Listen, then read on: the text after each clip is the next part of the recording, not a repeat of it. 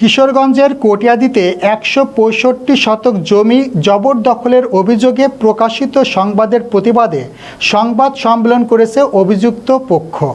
তাদের দাবি, জমিটি জবরদখল নয়, বৈধ দলিলের ভিত্তিতে দীর্ঘ ৩৮ বছরের বেশি সময় ধরে তারা ভোগ দখলে রয়েছেন।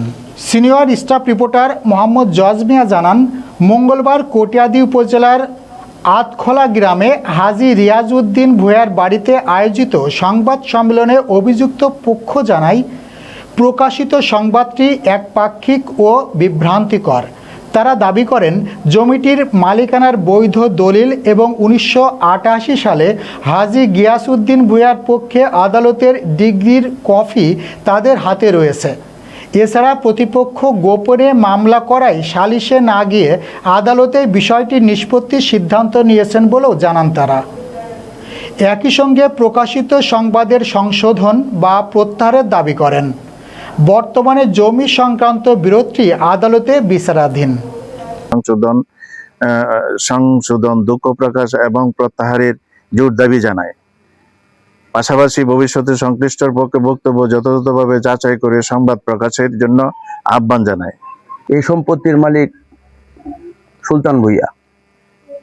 ৪০ বছরের অধিক সময় ধরে আমরা এই সম্পত্তি ভোগ দখল করতেছি।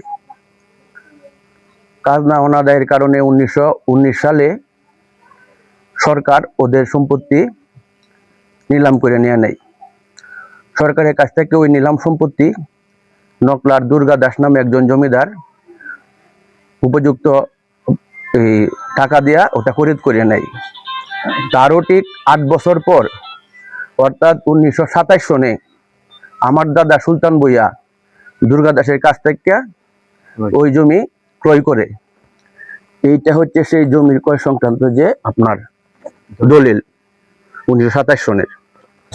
তারও ঠিক ৫ বছর পর সুলতান ভূঁইয়া ওনার স্ত্রীকে উক্ত সম্পত্তি দান দলিল দেন। এটারও আপনার এই যে দলিল আমাদের কাছে রয়েছে। সুতরাং দলিল মূলে আমরা অবশ্যই বলতে পারি এই সম্পত্তি আমাদের।